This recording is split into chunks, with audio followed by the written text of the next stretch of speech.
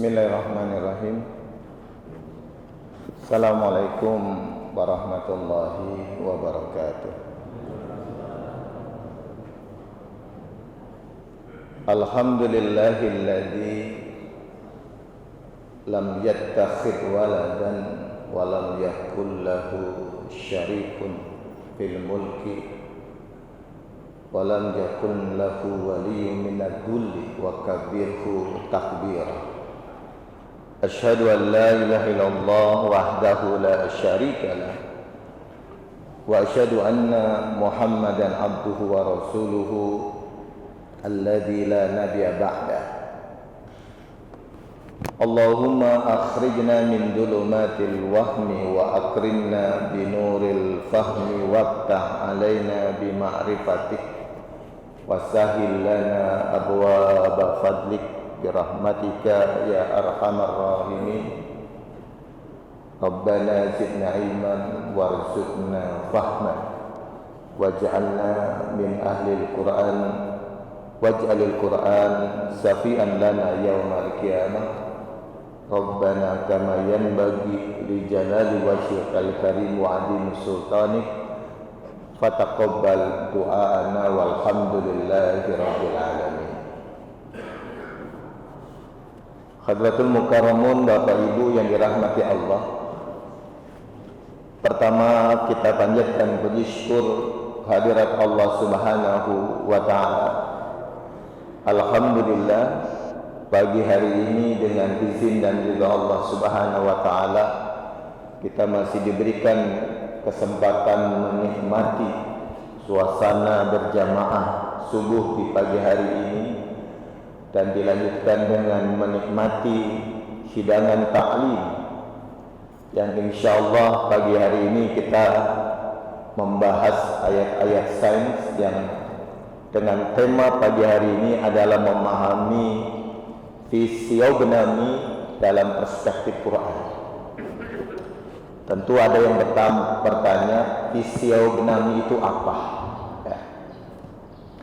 Nah, untuk memahami kalimat ini, ya, insyaallah kita akan memulai nanti dengan membedah tafsir Ibnu Katsir terkait dengan firman Allah yang ada di surat Ar-Rahman ayat 41.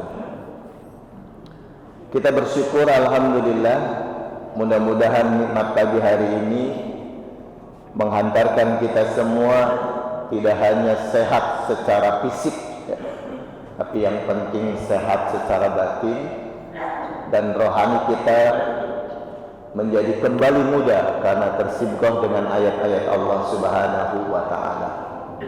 Salawat dan salam senantiasa Allah curahkan untuk suri teladan kita Nabiullah Muhammad Rasulullah sallallahu alaihi wasallam. Bapak Ibu yang dirahmati Allah, istilah fisiognomi, ya, itu adalah gabungan dari kata fisiologi dan anatomi. Kalau bicara anatomi, ini bicaranya ilmu biologi, ya. Dan tentu ini bicara tentang konstruksi badan kita seperti apa, ya. Dan biasanya yang membahas, yang mengkaji secara detail anatomi tubuh ini adalah para ahli bedah. Ini bagian dari kedokteran ilmu bedah. Walaupun ternyata ada fakta yang cukup mencengangkan. Ada sebagian orang yang belajar anatomi bukan untuk menyehatkan orang, tapi justru untuk membunuh orang. Maka muncullah istilah yang kita kenal di hari ini, istilah mutilasi. Mungkin Bapak Ibu tahun berapa, 2017 kalau tidak salah, kita pernah dengar tentang Rian Sang Penjaga. Mungkin ada yang mengingat Pak Ibu ya berita itu. Ini anak Jombang, besar, merantau ke Jakarta, dan dahsyatnya ini anak pernah menjadi guru ngaji, tapi pergaulannya bermasalah. Akhirnya dia terjebak dalam dunia LGBT, dan akhirnya dia bunuh satu persatu pasangan yang menyakitinya. Berarti yang dibunuh kira-kira perempuan apa laki-laki itu? Laki-laki ya.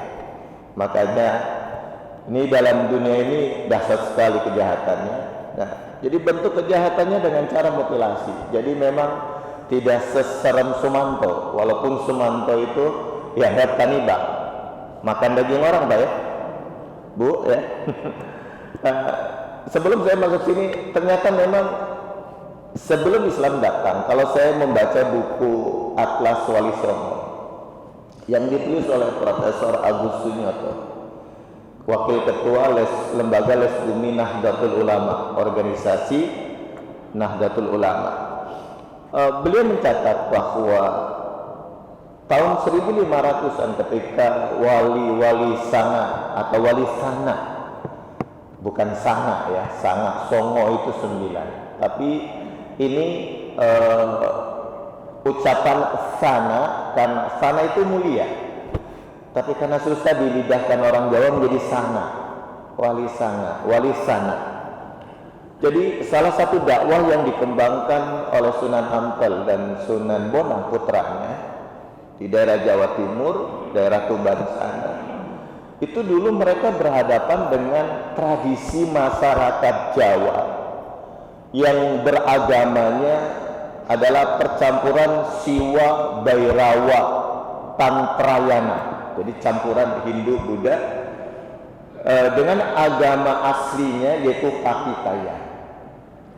Dulu mereka, Bapak Ibu, cara ibadahnya yang disebut dengan ibadah ritual itu adalah model sekarang, yaitu ngumpul bikin lingkaran, kalau bahasa Arabnya disebut halakoh, lingkaran, tapi campur antara laki-laki dan perempuan. Dan mereka tidak hanya ngumpul laki-laki perempuan, ketika mereka mau menghadap Dewa Siwa, mereka wajib telanjang. Laki-lakinya telanjang, perempuannya telanjang. Apa yang dilakukan? Yang dilakukan malima. Ada 5 M. Yang pertama adalah mamsya. Ini bahasa Sanskerta Jawa kuno. Mamsya itu artinya mereka ngumpul sambil nanti baca-baca tertentu, habis baca-baca tertentu makan daging dari binatang, mamsya. Lalu disediakan matsya. Matsya itu makan ikan. Habis itu lalu mudra, madya. Madya itu apa? Minuman, tuak sejenisnya. Kan namanya habis makan, minum-minuman, lihat kanan kirinya telanjang, maka terjadilah yang keempat, maituna. Maituna itu mohon maaf, zina bareng-bareng. Baru terakhir mudra, yaitu bersemedi. Nah, ibadah ini hanya berlaku bagi masyarakat kelasnya kelas kawulo. Kawulo itu kan di struktur masyarakat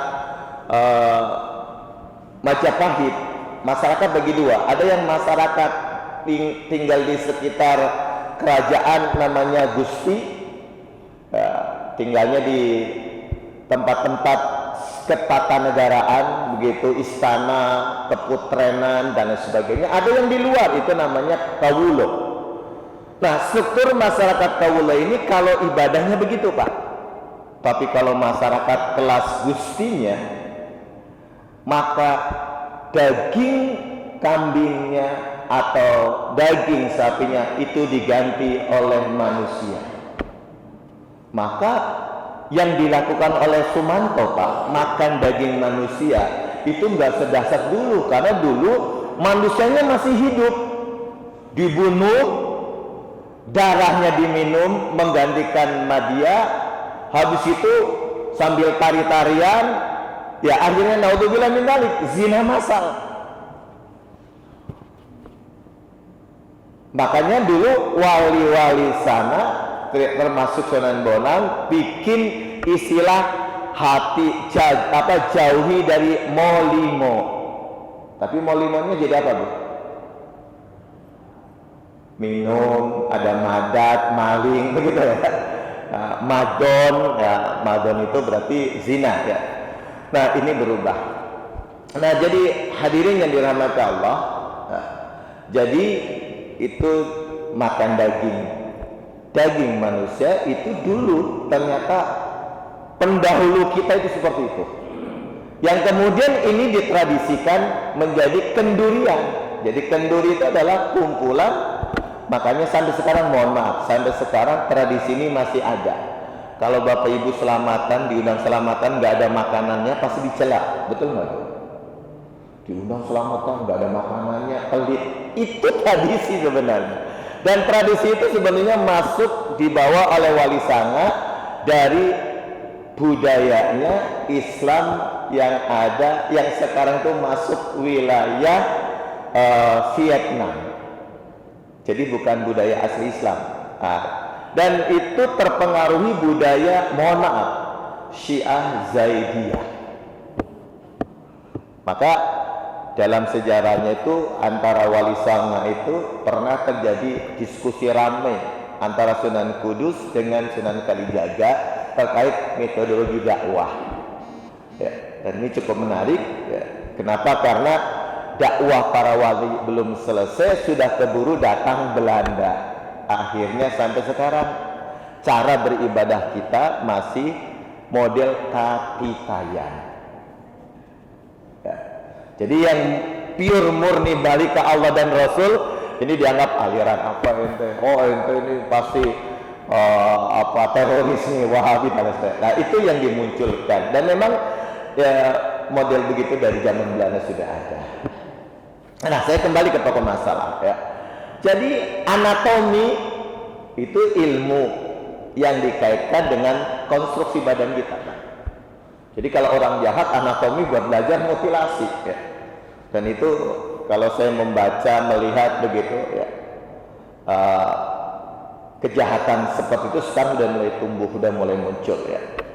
Nah, kembali ke pokok masalah. Lalu kalau kita bicara konstruksi badan tubuh, di dalam surat Ar-Rahman, Allah Subhanahu wa taala berfirman begini. A'udzubillahi minasyaitonirrajim. Yu'raful mujrimuna bisimahum fayu'khadhu bin nawasi wal aqdam.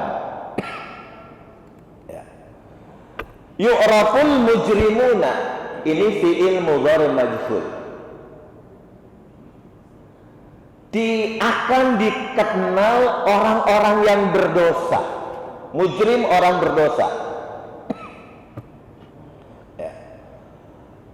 Dikenal dari mana? Bisimahum, dari sima ya. Kata sima ini Bapak Ibu yang dirahmati Allah, kita temukan banyak ayat ya.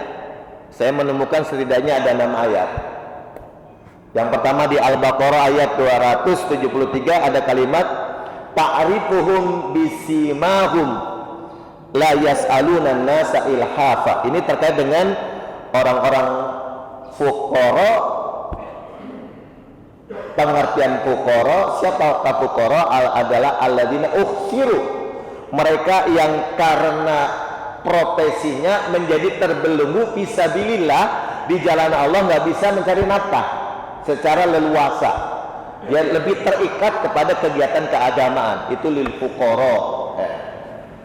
Nah di situ ada kalimat ta'rifuhum bisimahum, engkau akan tahu simak mereka. Nah Ibnu Katsir, Bapak Ibu yang dirahmati Allah, ketika menafsirkan ayat ini, yu'raful mujrimuna, orang-orang yang berdosa itu akan dikenali ya. Jadi menggunakan majhul karena biasanya kalau di dalam tafsir, kalau Allah menggunakan fi'il majhul, sebuah diksi yang mengandung makna di, baik sedang di, telah di, biasanya itu sudah mengakar di masyarakat sehingga masyarakat nggak perlu tahu siapa pemicu awalnya, orang akan paham. Contoh puasa sahur, kalimatnya apa? Kutiba alaikumus syiyam. Kata kutiba itu fi'il madhi majhul, Pak. Telah ditulis, yang kemudian ditafsirkan telah diwajibkan. Siapa yang menulis, siapa yang mewajibkan, gak disebutkan. dalam tinjauan tafsir ayat semodel ini, kenapa Allah sebagai subjeknya tidak dimunculkan? Karena nilai saum sejatinya itu dipahami betul oleh manusia, walaupun Tuhan tidak mewajibkan, manusia akan mewajibkan diri karena itu memang ada nilai. Ya.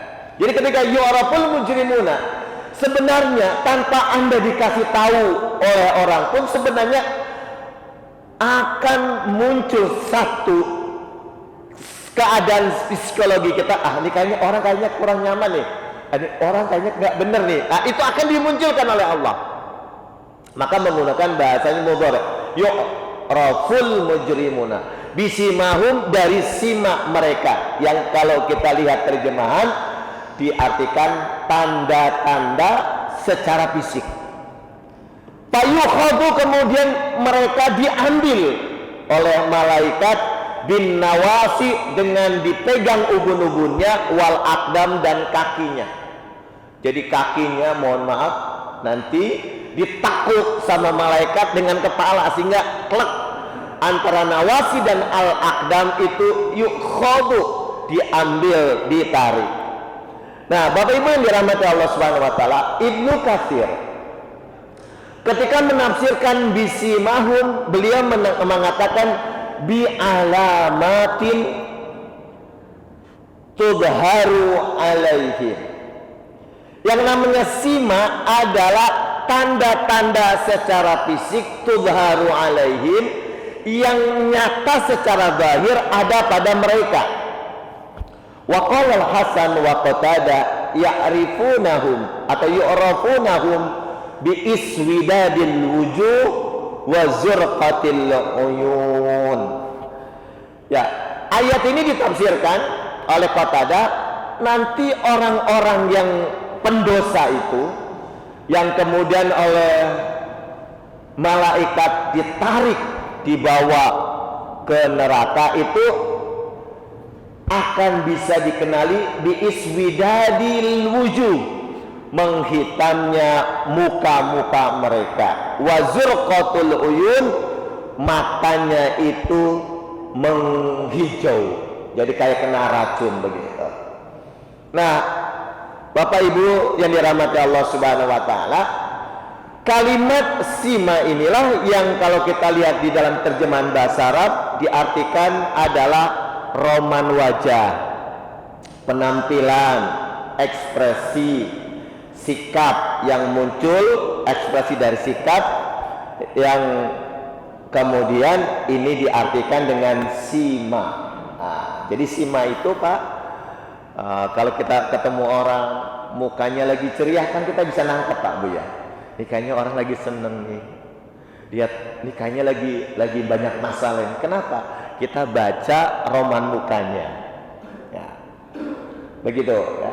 Jadi ini dalam bahasa surat Ar-Rahman disebut dengan sima.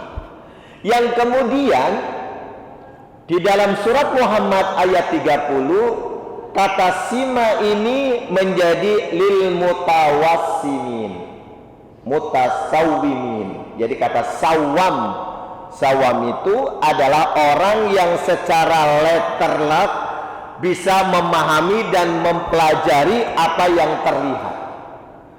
Nah, dalam tinjauan ilmu sains Bapak Ibu, kalimat sima inilah yang diterjemahkan menjadi fisiognomi. Apa itu fisiognomi? Adalah ilmu membaca karakter seseorang lewat wajah ya.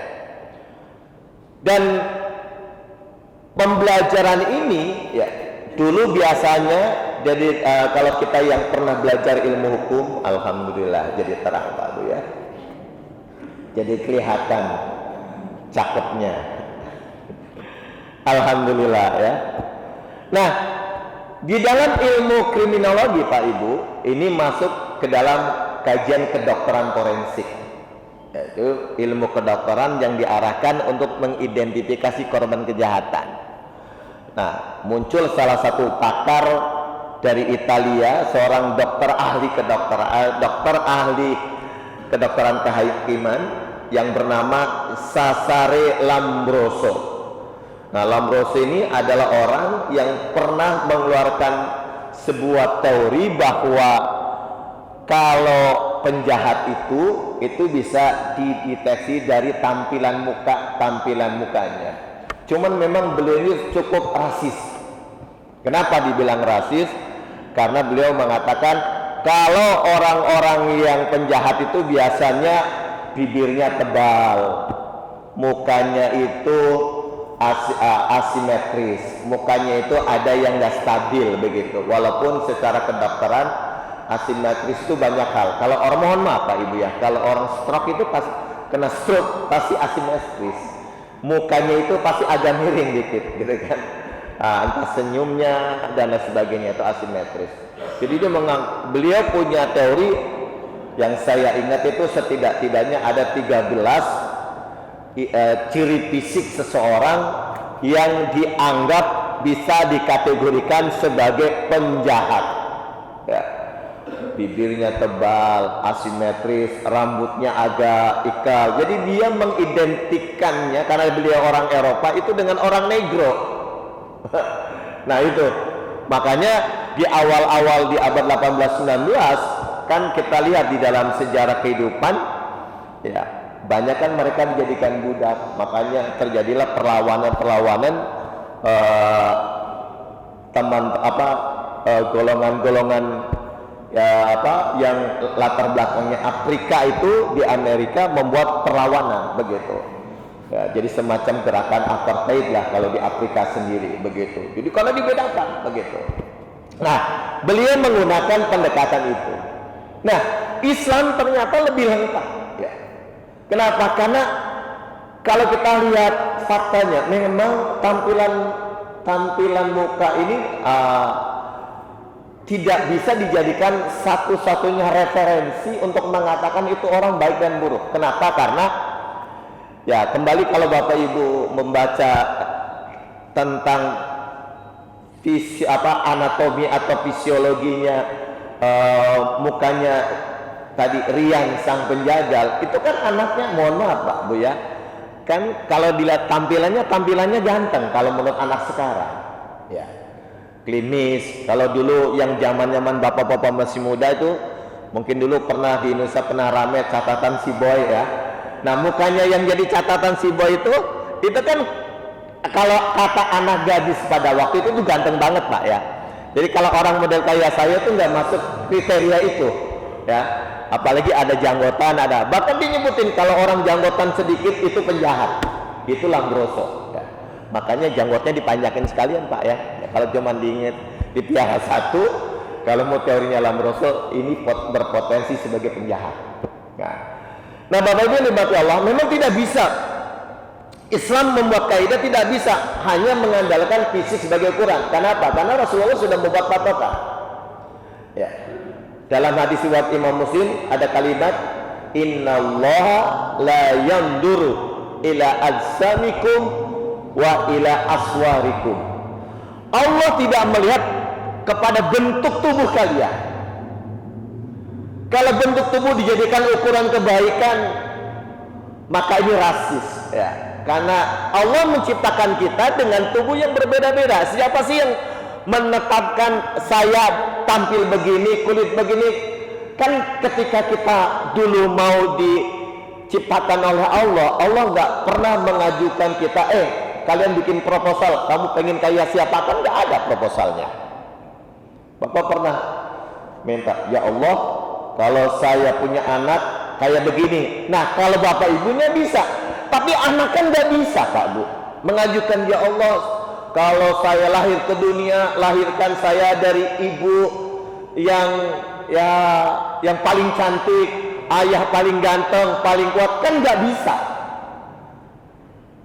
Itu udah masuk qada Allah, nggak bisa dirubah. Nah, makanya kalau mengidentifikasi kebaikan keburukan pada tampilan fisik, walaupun orang sering tertipu, karena ternyata yang suka pakai ilmu hipnotis itu Dan banyak kasus ibu-ibu terhipnotis karena yang pertama yang nepuk laki-lakinya ganteng. Lebih ganteng dari suami, begitu maksud. Nah, saya punya teman Bu, Pak, pengusaha. Karena kita pernah ngerintis usaha bareng. Dari Bekasi, suatu-saat kita ngumpul bareng di daerah Menteng. Dia mau pulang ke Senen. Nah, ketika di Senen ditepuk. Anak ini memang cakep. Teman saya ini memang cakep.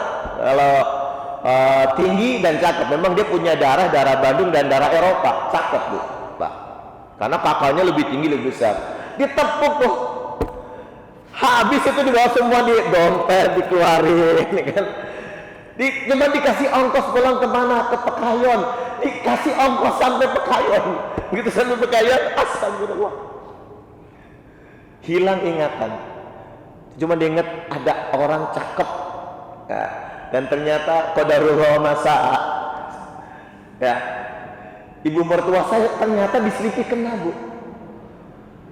Makanya diingatkan mah kalau mau dia suka pulang pergi ke mana, ke waktu itu ke Tangerang ya, karena keluarga besar istri itu dari Tangerang, ditepuk gelangnya ternyata sama juga kasusnya. Mama istighfar, mah ingat baru tuh cerita sama istri saya. Itu kejadian Pak. Nah, jadi nggak bisa kalau kita mengidentifikasi baik orang karena jelek menurut ukuran kita kan begitu Pak ya. Oh dia mah hitam, ini rasis karena ras itu adalah ciptaan Allah, nggak bisa diminta. Berarti kalau kita mengenali orang, menganggap baik buruk orang berdasarkan tampilan, kita telah menyelisihi Allah. Berarti kita mengkufuri Allah, kan begitu secara i'tiqadinya, secara akidah begitu Pak. Nah kita lanjutkan. Wala ila suwarikum, dan Allah tidak melihat. Kalau pertama adzam itu adalah fisik, secara konstruksi badan adzam. Tapi kalau suar itu adalah sima, tampilan yang muncul, yang tergambar surahnya apa nih? Oh begini, itu surah tampilan. Walakin yanzuru ila qulubikum, akan tetapi Allah melihat pada hati kalian wa a'malikum, dan karyanya. Jadi jangan terkecoh dengan tampilan. Makanya dulu tahun berapa? Tahun 2020 publik Inggris pernah terkaget-kaget karena ada orang Indonesia ya, dari belakangnya dari suku Batak ya, itu dikenal dengan psikopat ya. Kenapa? Karena dia telah melakukan dalam catatan media ya, itu 159 kasus perkosaan dan serangan seksual terhadap 48 korbannya pria. Anak Indonesia ngambil S2 di Inggris, di Manchester Inggris, dia membunuh lebih dari 100 orang. Dikenal dengan istilah psikopat. Ini terjadi ya. Jadi tampilan memang nggak bisa. Makanya teorinya, kalau bahasanya Lombroso, teorinya cuman kelihatan depannya. Tapi kalau Islam lebih lengkap ternyata. Fisiognomi itu hanyalah sima, hanyalah tanda tentang adanya sebuah potensi, tetapi bukan sebab kita menghukumi orang berdasarkan tampilannya. Karena ada yang lebih berat yang bisa menetapkan orang rusak tidaknya adalah kondisi psikologisnya, kejiwaannya, yang dalam bahasa agama diterjemahkan dengan hati atau kulbun ya. Ya. Jadi nama lengkapnya adalah Rehan kalau tidak salah yang saya baca. Cakep anaknya, bunuh korban 150. Bahkan yang namanya penjagal dari Jombang pun sama, cakep anaknya.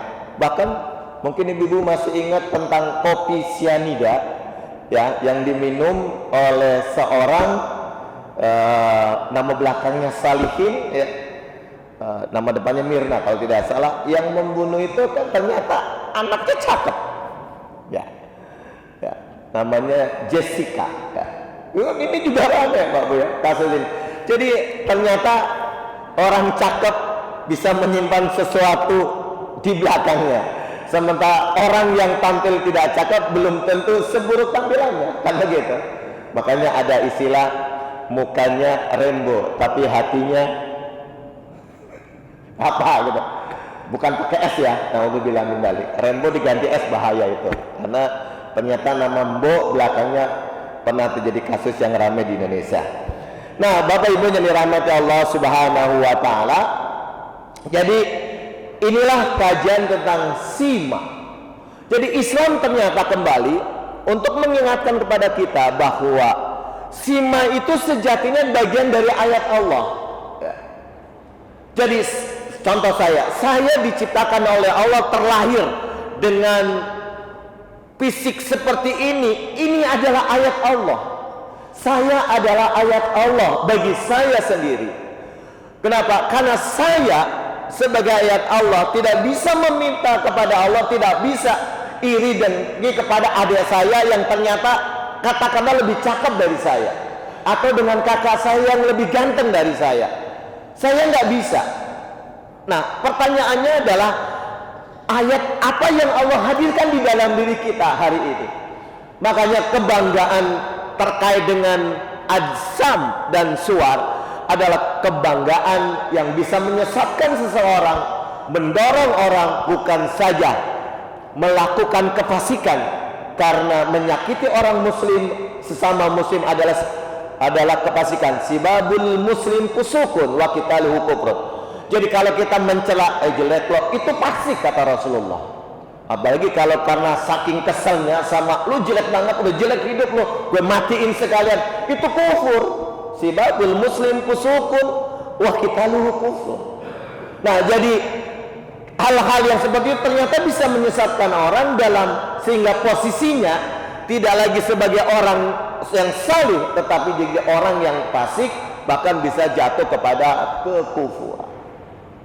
Nah, Bapak Ibu yang dirahmati Allah Subhanahu wa taala, itulah sebabnya kembali memahami ayat Allah sebagaimana dari awal kajian kita saya sampaikan berulang-ulang.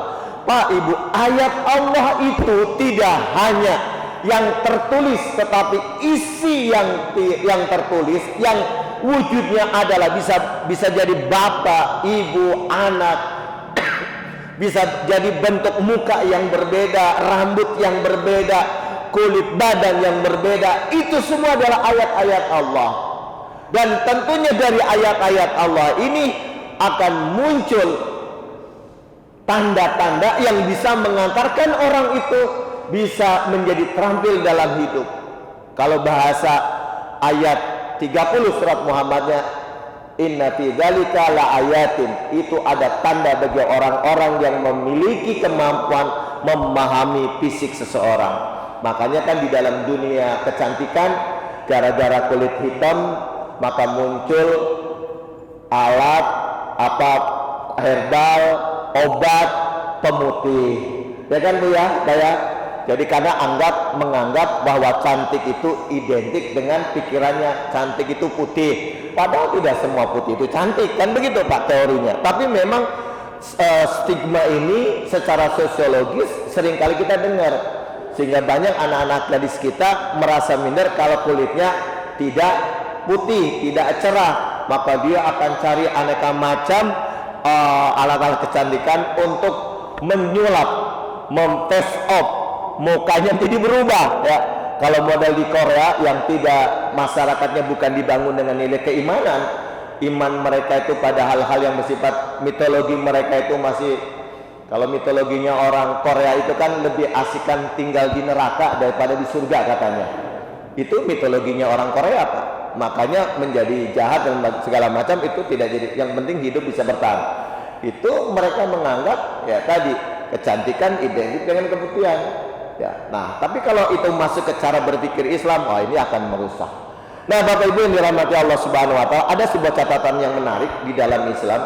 Ulama Imam Fakhruddin Ar-Razi adalah ulama yang lahir di tahun 1150 sampai meninggal 1200 Masehi. Ini adalah salah satu ulama generasi awal kita yang pernah membuat sebuah buku di judulnya Al-Firasah, daliluka ila ma'rifati akhlaqin nas wa taba'ihim wa ka'annahum kitabun maftuhun. Ini di beliau sekitar tahun 500 Hijriah ya, atau 1100 Masehi begitu. Itu pernah menulis tentang firasah. Firasah itu apa? Karena ada hadis yang seringkali kita salah paham.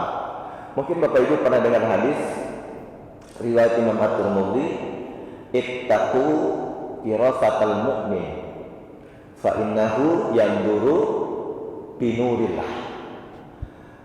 Secara sanad hadis ini dianggap kurang sahih karena sebenarnya bukan perkataan Rasulullah.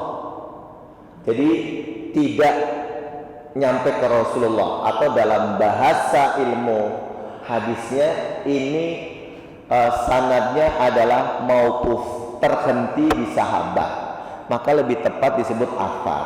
Asar itu adalah literasi yang disandarkan kepada generasi sahabat. Kalau sampai Rasulullah marfu, ya. Jadi hadis sebagai sebuah peristiwa, apakah tersambung atau tidak tersambung kepada Rasulullah, apakah betul dari Rasulullah atau tidak, ini bisa ditelusuri dari jejak sanadnya. Nah, kata firasat itu ternyata bukan dalam bahasa kita, memang sudah menjadi bahasa kita firasat, ya. Menurut bahasa Arab, firasah itu adalah kecepatan menangkap sesuatu. Dan kecepatan menangkap sesuatu ini terkait dengan kemampuan orang mengidentifikasi dengan cepat. Tapi memang betul, kemampuan ini tidak dimiliki oleh setiap orang, Pak Ibu.